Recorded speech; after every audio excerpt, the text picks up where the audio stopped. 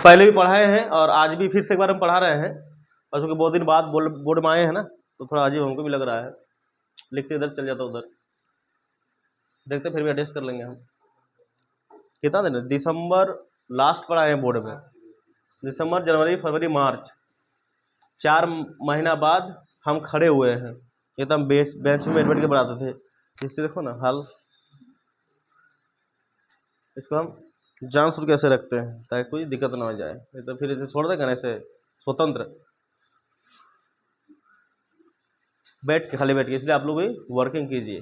तो इसको देखते हुए हम बोर्ड में फिर से आए हैं। देखिए मानव भूगोल विषय क्षेत्र, तो यहाँ पर जो मानव भूगोल है, हम मानव भूगोल के बारे में आपको बताएंगे। अभी प्रकृति के बारे में भी बताएंगे और विषय क्षेत्र के बारे में भी आपको हम समझाएंगे। तो सबसे पहले बात है, हम एक शब्द उठाते हैं टर्म को, जिसका नाम है भूगोल। और कॉपी कलम एकदम बिल्कुल तैयार रखिएगा। जैसे वहाँ से रुकेगी वीडियो, आप ध्यान से उसको कॉपी में नोट डाउन कीजिएगा। पहले समझिए, फिर बोर्ड में रहेगा, 2 मिनट का समय देंगे, आप उसको उतार लीजिएगा, ठीक है ना। एक शब्द है भूगोल। आप जानते हैं भूगोल, ये जो भूगोल जो शब्द है, ये भूगोल, आप भूगोल के बारे में जानते हैं। कल भी मैंने थोड़ा सा आपको इसके विषय में जानकारी दी थी कि भूगोल क्या है, भूगोल के विषय में आप क्या जानते हैं, सारा चीज़ों के बारे में कल हमने बखान किया था। आज उसके बारे में थोड़ा सा अधिक और जानते हैं कि भूगोल में और क्या क्या चीज़ें आती है और या फिर या आ सकती है। तो आप जानते हैं कि भूगोल जो है ग्रीक शब्दों से मिलकर बना है। ग्रीक जानते हैं?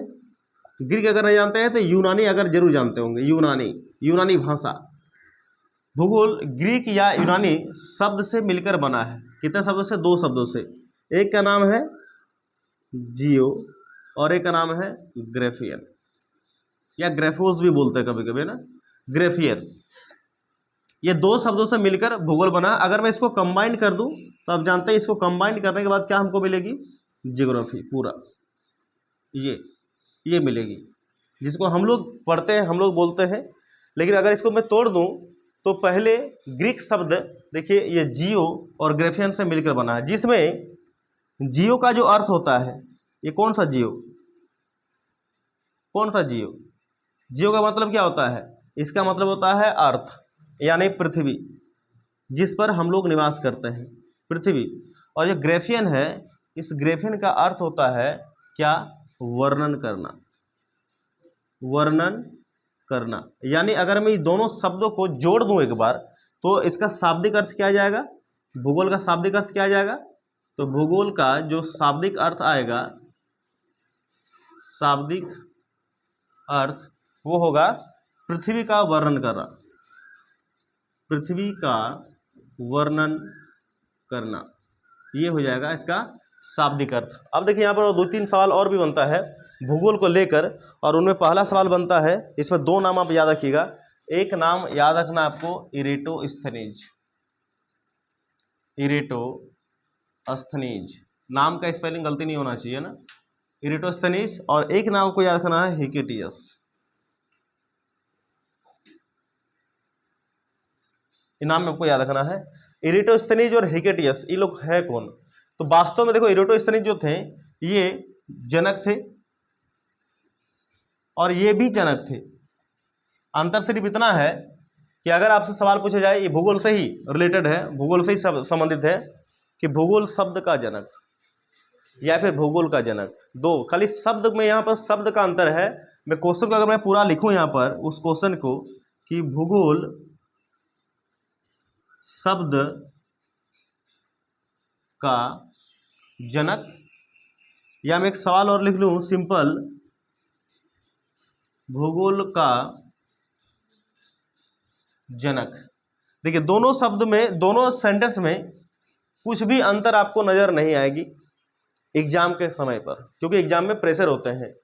तो आप क्या करोगे, और गलत को सही, सही को गलत करके आओगे। इसलिए यहां पर देखना कि अंतर है क्या? शब्द का अंतर है, ये इसका अंतर है, क्योंकि इसमें शब्द नहीं पूछा है, इसमें शब्द पूछा है। तो जब भूगोल शब्द का जनक पूछा जाए, तब ऊपर वाला यानी इरेटो साहब को लगाइएगा उत्तर में, इरेटोस्थनीज। और अगर आपसे भूगोल का जनक सिर्फ पूछे जाए तो क्या लगाइएगा? हिकेटियस। आप उसको टिक कीजिएगा। लेकिन अगर आपसे इसी में एक सवाल और है कि अगर आपसे पूछा जाए कि भारतीय भूगोल का जनक कौन है। सुन लो ध्यान से क्वेश्चन को। इसी में एक सवाल पूछ देंगे कि भारतीय भूगोल का जनक कौन है। देखिए सवाल 3 बनेगा ना, भूगोल शब्द अलग उत्तर आएगा, भूगोल सिर्फ अलग उत्तर आएंगे, या भारतीय अगर लग जाए तो फिर अलग उत्तर आएंगे। तो कौन जानते हैं कि भारतीय भूगोल का जनक किसे कहता है? कितने लोग जानते हैं? कोई किसी को पता है कि भारतीय भूगोल का जनक किसे कहा जाता है? कोई जानते हैं? नहीं जानते हैं। तो चलिए मैं बताता हूं कि भारतीय भूगोल का जो जनक है वो है जेम्स रेनेल। क्या नाम है? जेम्स रेनेल। ये व्यक्ति कौन थे?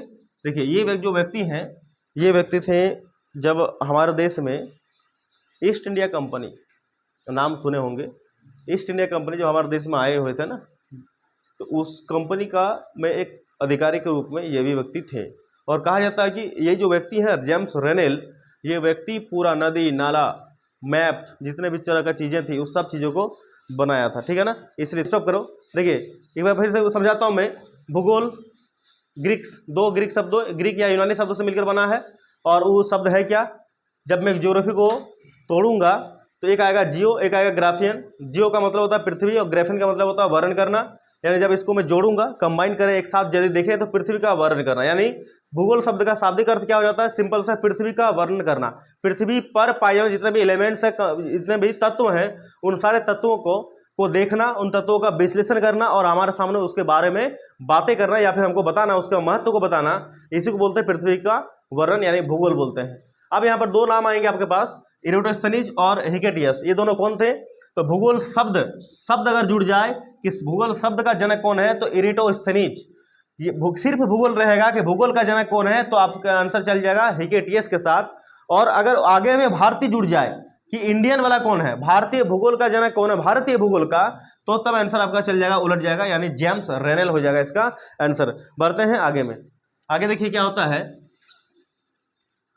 अब पृथ्वी का 2 महत्वपूर्ण घटक हो जाते हैं। पृथ्वी के 2 महत्वपूर्ण घटक कौन कौन सा है, और फिर भूगोल की कितनी शाखाएं हैं, इनका भी विवरण हम लोग देखेंगे। तो अभी हमने क्या लिखा था कि पृथ्वी का वर्णन, यही हम लिखे थे। अब पृथ्वी का वर्णन में कहते हैं इसका घटक, इसके 2 घटक हैं। ध्यान सुनिएगा, थोड़ा सा लंबा जाएगा ये। इसके पास 2 घटक है। एक है भौतिक घटक और एक है मानवीय घटक।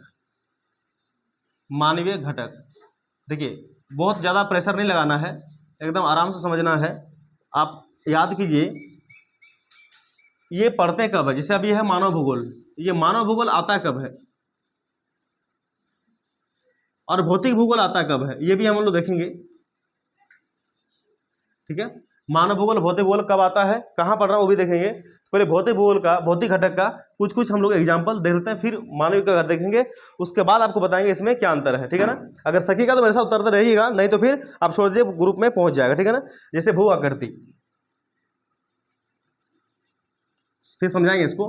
भू आकृति की बात कर लो, या मृदा की बात कर लो, या जलवायु की बात कर लो, ठीक है ना, या फिर आप जल की बात कर लो, खनिज की बात कर लीजिए, वनस्पति की बात कर लीजिए, जंतु की बात कर लीजिए।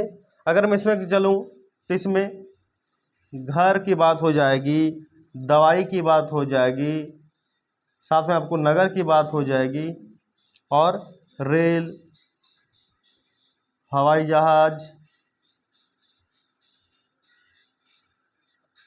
खेत, बंदरगाह, ये सब बात हो जाएगा। और अगर मैं इसको देखूं, इसका इन सब का शाखा, तो इनकी शाखाएं की बात करूं, इनकी शाखाएं जो है, इनकी शाखाएं हो जाएगी 2। अब इनकी शाखाएं 2 में क्या क्या आ जाएगी, ये भी देख लो आप लोग। एक हो जाएगा भौतिक भूगोल, एक हो जाएगा मानव भूगोल।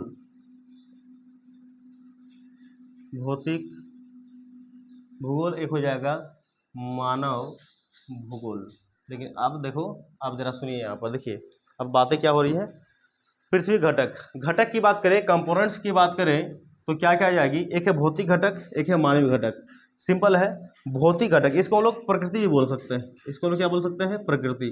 यानी वैसी सारी चीजें जो प्रकृति के द्वारा प्रदत्त है, यानी वैसे सारी चीजें जो प्रकृति के द्वारा हमें मिली या हम उसका यूज करते हैं, उसको बोलते हैं भौतिक घटक या प्रकृति वाला घटक। जैसे देखिए, भू आकृति, जमीन की आकृति, मिट्टी, जलवायु, जल, खनिज, वनस्पति, जंतु, ये सब कहीं न कहीं इस पर इंसान का एक भी हाथ नहीं है।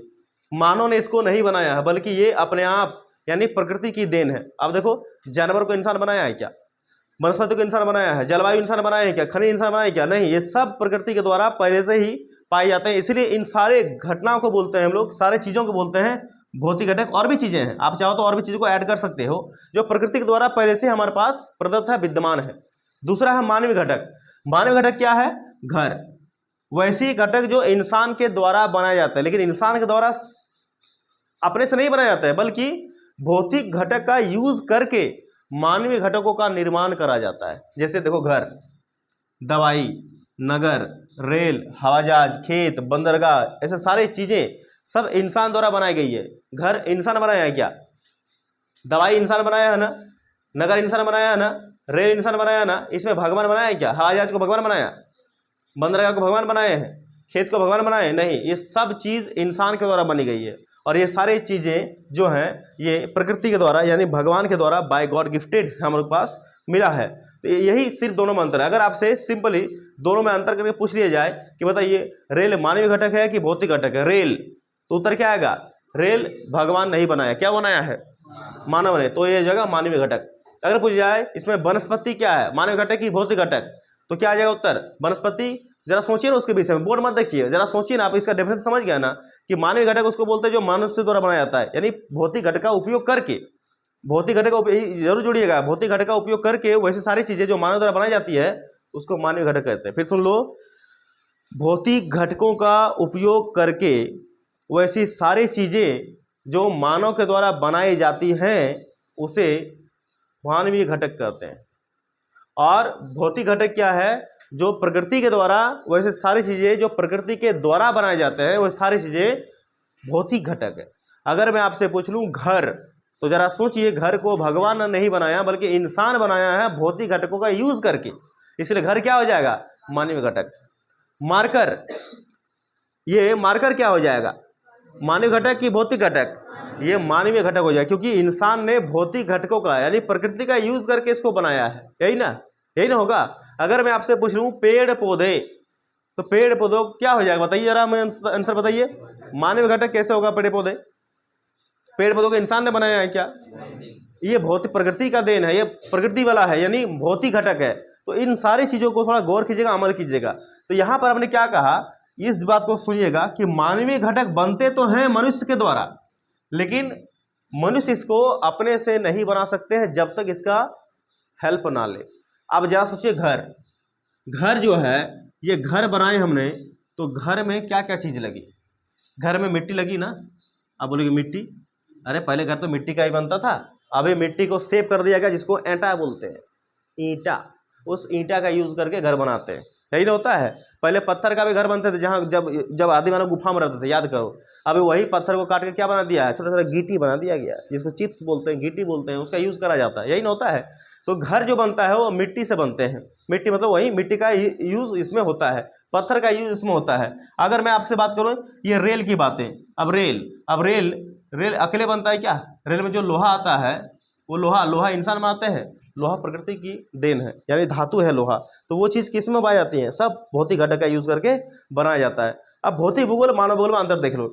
जब क्लास 11 में थे, याद करो, जब क्लास 11 में थे तो भौतिक भूगोल चलता था, ये क्लास 11 के लिए है, ये क्लास 11 के लिए है भौतिक भूगोल। ये आप अगर आज जाके किताब अपना खोलोगे ना भूगोल का, तो भौतिक भूगोल मिलेंगे आपको। और भौतिक भूगोल में क्या पढ़े, यही सब तो भौतिक भूगोल पढ़े, याद करो, ज्वालामुखी का निर्माण पढ़े थे कि नहीं, सुनामी कैसे आते पढ़े थे कि नहीं, जलवायु और मौसम में क्या अंतर है पढ़े थे कि नहीं, ये वनस्पति के बारे में पढ़े थे कि नहीं, धातु अधातु पढ़े थे कि नहीं, याद करो। ये सब सारे चीज़ें हम लोग क्लास 11 में पढ़ चुके हैं, ठीक है ना, क्लास 11 में हम लोग पढ़ लिए हैं। तो ये हो गया भौतिक घटक, यानी भौतिक घटक क्लास 11 से संबंधित है।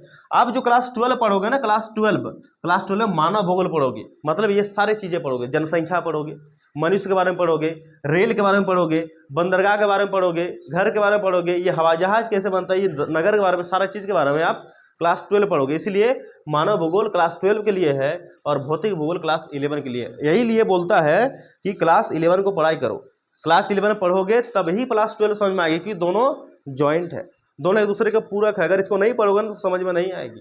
लेकिन बच्चे समझते हैं हम तो पास हो जाएंगे, पास से मतलब है समझने से, उसको मतलब कतई नहीं है। अब भौतिक भूगोल का डेफिनेशन लिख लेते हैं, फिर उसको फोटो खींच के भेज देना। यानी भौतिक भूगोल क्या है, तो भौतिक पर्यावरण का अध्ययन, सिंपल इसका उत्तर क्या आ जाएगा, भौतिक पर्यावरण का अध्ययन भौतिक भूगोल है ना। भौतिक पर्यावरण का अध्ययन भौतिक भूगोल है, भौतिक पर्यावरण का अध्ययन, इसका उत्तर क्या आ जाएगा, यहां दिख रहा जी, भौतिक पर्यावरण का अध्ययन। भौतिक पर्यावरण का अध्ययन करना ही हो जाएगा हम लोग का भौतिक भूगोल। अगर मानव भूगोल की बात करें तो मानव भूगोल में क्या आ जाएगा, याद करो, मानव भूगोल जब भी लिखोगे इसका यूज करके ही लिखना है, इसको जरूर लिखना है, नहीं लिखोगे तो उत्तर सही नहीं होगा। यानी भौतिक पर्यावरण के साथ मानवीय गतिविधियों का क्षेत्रीय अध्ययन, क्या इसका उत्तर आएगा इसमें, कि भौतिक भूगोल के साथ, भौतिक भूगोल के साथ, भौतिक भूगोल के साथ मानवीय गतिविधियों का क्षेत्रीय अध्ययन, मानवीय गतिविधियों का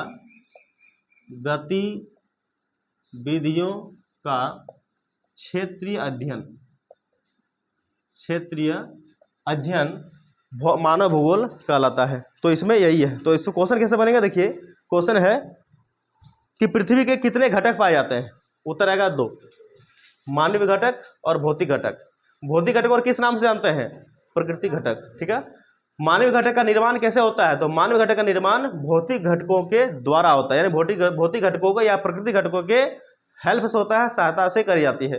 क्या भौतिक घटक का और मानवीय घटक में अंतर जानते हैं, बिल्कुल जानते हैं। भौतिक घटक क्या है, तो वैसे घटक, वैसे कंपोनेंट्स जो प्रकृति के द्वारा बनते हैं वो भौतिक घटक, उत्तर खत्म हो गया। और मानवीय घटक क्या है, कि वैसी घटक जो मानव के द्वारा बनाया जाता है, लेकिन यहां पर लेकिन एक शब्द है, लेकिन क्या, भौतिक घटकों का सहायता लेकर मानव घटक को बनाया जाता है। ये हो गया उत्तर। घटक पूछेगा तो 2 आंसर आ जाएगा। अगर पूछेंगे आपसे कि बताइए कि मानव भूगोल के या भूगोल की कितनी शाखाएं हैं, भूगोल की कितनी शाखाएं हैं, तो ये भी उत्तर आएगा 2 शाखाएं, एक होगा मानव भूगोल, एक हो जाएगा भौतिक भूगोल। अगर भौतिक भूगोल का एग्जाम्पल डेफिनेशन पूछ ले कि भौतिक भूगोल क्या है, तो भौतिक पर्यावरण का अध्ययन भौतिक भूगोल है। अब जैसे में क्या हो जाएगा, जैसे में यही वाला आ जाएगा, जैसे में यहाँ पर, ठीक है ना। और मानव भूगोल क्या हो जाएगा, कि भौतिक भूगोल के साथ या भौतिक भूगोल की सहायता के साथ, ठीक है ना। भौतिक भूगोल का जब तक यूज नहीं करेंगे मानव भूगोल नहीं बनेगा। इसीलिए बोलते हैं क्लास 11 के बाद क्लास 12 होता है, पढ़ाई कर लीजिए कि भौतिक भूगोल के साथ मानवीय गतिविधियों को का क्षेत्रीय अध्ययन ही मानव भूगोल का रहता है। आप पूरा लिख लीजिएगा, ठीक है ना। तो ये इसका थोड़ा सा डेफिनेशन था, मैंने आपको बता दिया। इसको खींच के ग्रुप में डाल दीजिएगा।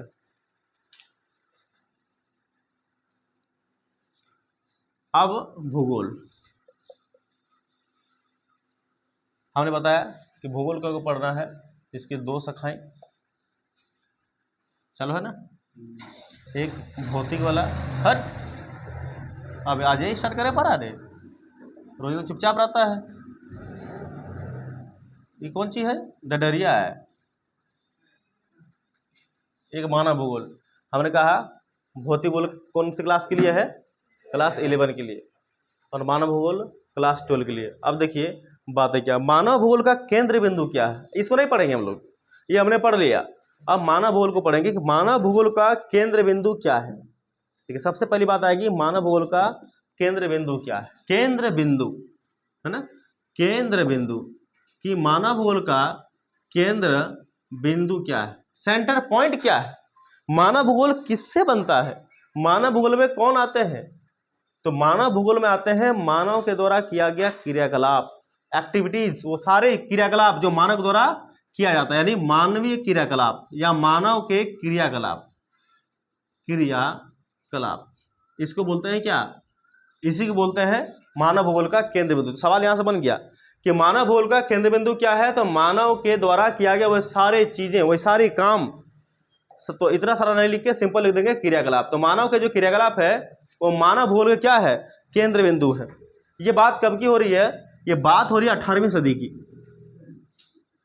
18वीं शताब्दी या फिर सदी की, याद रखना ये बात हो रही है 18वीं सदी की। इस समय आधुनिक मानव भूगोल, देखिए आधुनिक मानव भूगोल, आधुनिक मानव भूगोल के पिता कौन है या के जनक, आधुनिक मानव भूगोल के जनक, यहाँ एक नाम मिलेगा आपको सुनने के लिए जिसका नाम फ्रेडरिक रेडजेल, फ्रेडरिक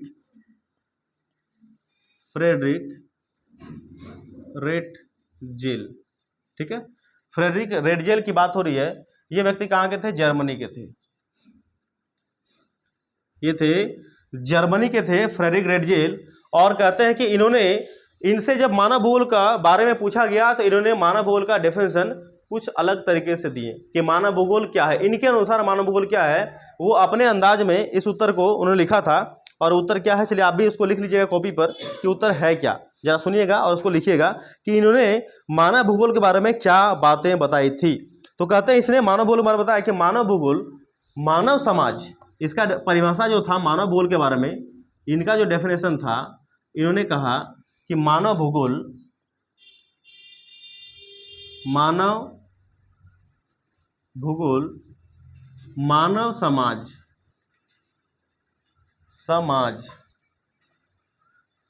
ठीक है, मानव समाज और उसके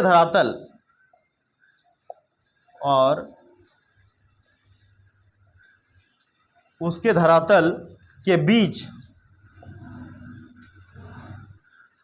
संबंधों का अध्ययन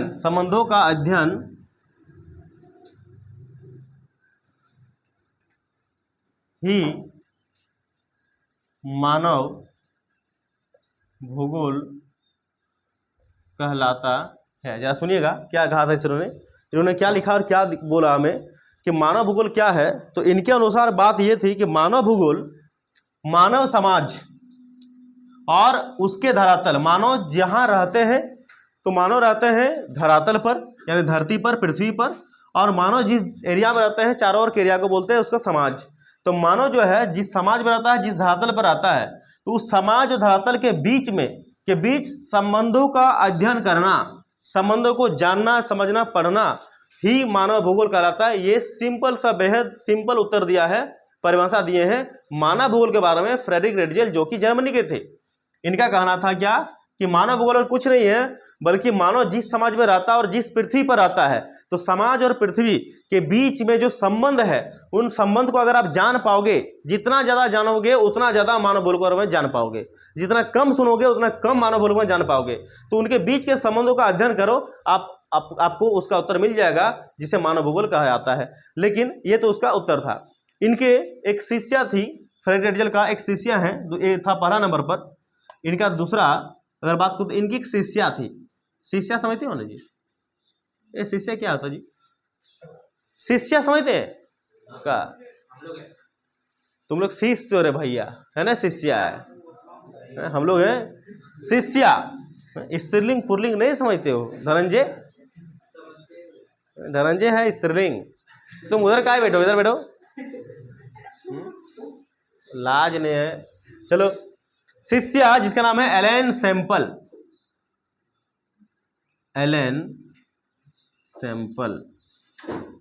कभी कभी आपको एलन सी सैंपल भी नजर आएगी, कभी कभी सी सैंपल, यहाँ पर बीच में सी लगा देंगे तो अगर बताइए ना, दोनों एक ही है, दोनों एक ही प्राणी है। एलन सी सैंपल ये थी अमेरिका की, इन्होंने भी परिभाषा दिए थे किसके बारे में, मानव भूगोल के बारे में, लेकिन कुछ उससे अलग है। कैसा अलग है कि चंचल मानव, इसने एक शब्द को जोड़ा था, चंचल मानव। अब वो चंचल मानव क्या है उसको हम पहले लिख लेते हैं, फिर हम आगे उसको समझाते हैं, ठीक है ना, उसको पहले लिख लेते हैं। इनकी जो शिष्या है एलन सैंपल, जो अमेरिका की है, इन्होंने भी मानव भूगोल के बारे में एक डेफिनेशन दी है, परिभाषा दी है। और क्या बोले, यहाँ पे देखो दोनों का परिभाषा अलग अलग है। यहाँ सिर्फ लिखे हैं मानव, और ये क्या लिखे हैं, चंचल मानव। चंचल मानव क्यों लिखे हैं, क्योंकि मनुष्य का स्वभाव क्या है, चंचल है। वो कभी स्थिर नहीं रहता है। कभी स्थिर रहता है क्या?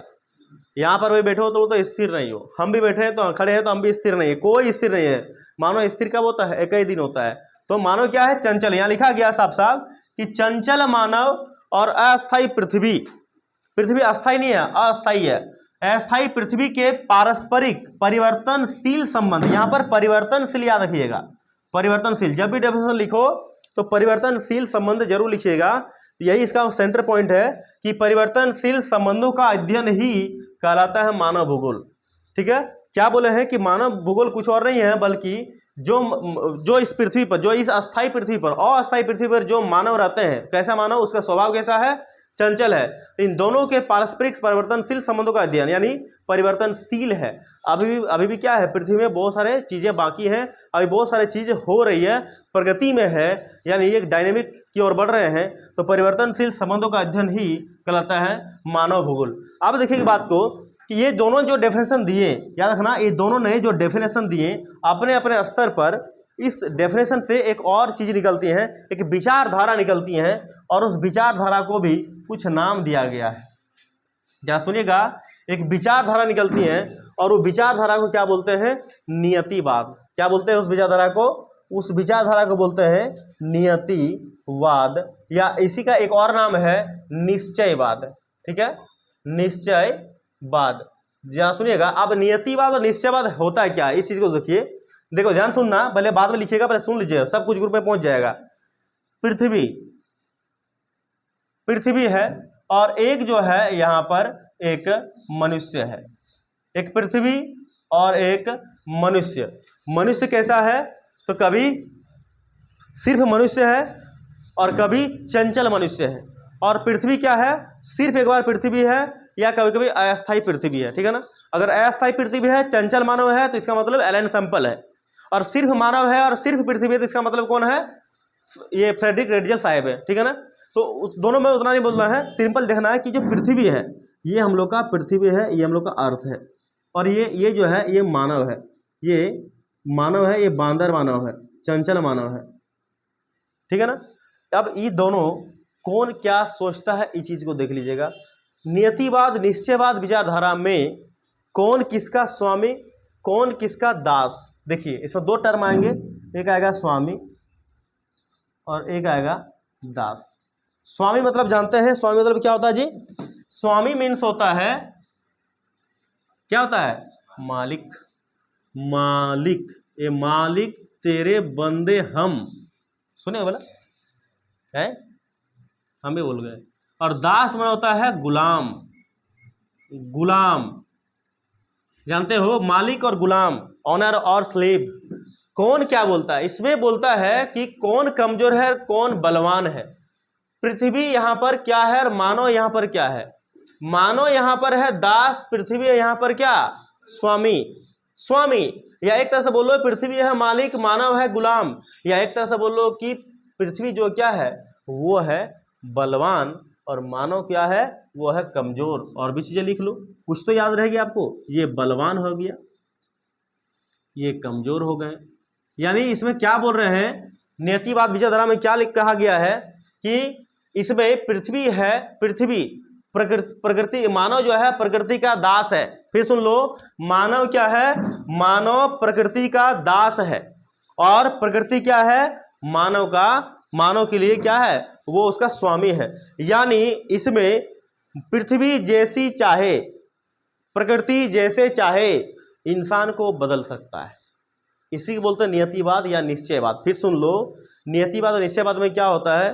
नियतिवाद अभी काहे को लिख दो, अभी छोड़ दे रहे, ग्रुप में तो जा ही रहा है, पहले सुन ले, पूरी बढ़िया से सुन लो क्या हो रहा है क्या नहीं, उसके बाद लिखोगे। सब तो पहुंच रहा है, सब तो लिखा हुआ, ग्रुप में भी जा रहा है हर जगह से। आप नहीं होता तो आप खुद से फोटो खींच लेना मोबाइल से।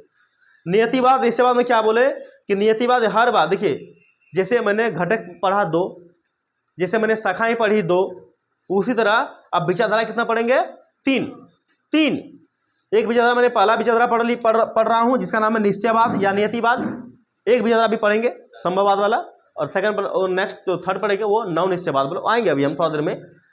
तो नियतिवाद क्या बोलता है? नियतिवाद विचारधारा किसकी देन है? तो कहना ये जो है ना फ्रेडरिक रेडजल या फिर एलन सैंपल, इसी की देन है नियतिवाद या फिर निश्चयवाद। इसमें क्या कहा गया, इसमें कहा गया कि पृथ्वी यानी प्रकृति जैसी चाहे मनुष्य को वैसे परिवर्तन कर सकता है। यानी पृथ्वी मनुष्य का स्वामी है, पृथ्वी यानी प्रकृति स्वामी है मनुष्य का, और मनुष्य दास है प्रकृति का। मनुष्य अपने से कुछ नहीं कर सकता है, जो कुछ करना है पृथ्वी ही करेगा। इसी को बोलते हैं नियतिवाद या फिर निश्चयवाद बोलते हैं। और इसका विचार किसने दिया, एलन सैंपल ने या रेडजल साहब ने दिया। इस बात को याद रख लीजिएगा। मानव भूगोल का जन्म कब हुआ है, मानव भूगोल का जन्म कब हुआ था, 18वीं सदी में हुआ है। और कैसे क्या चीज है मैंने आपको सारा चीज बता दिया। मानव भूगोल का केंद्र बिंदु क्या है, तो मानव के द्वारा किया गया वो समस्त क्रियाकलाप जिसमें पृथ्वी प्रभावित होती है या वो खुद के काम से प्रभावित होता है, वो मानव भूगोल कहलाता है। तो मानव भूगोल कौन क्लास के लिए है, क्लास 12 के लिए। और भौतिक भूगोल किसमें है, 11 के लिए। भौतिक भूगोल में क्या क्या आएंगे, भौतिक भूगोल में आएंगे क्या क्या, नदी आएगा, पर्वत आएगा, पहाड़ आएगा, ज्वालामुखी आएंगे, खनिज आएगा, धातु आएंगे, वो सब भौतिक भूगोल में आएंगे। और मानव भूगोल में क्या आ जाएगा, जो चीज मनुष्य के द्वारा भौतिक भूगोल के साथ बनाते हैं वो मानव भूगोल में आ जाएंगे। तो इस चीज को आप फोटो खींच लो, लिख लो, ठीक है।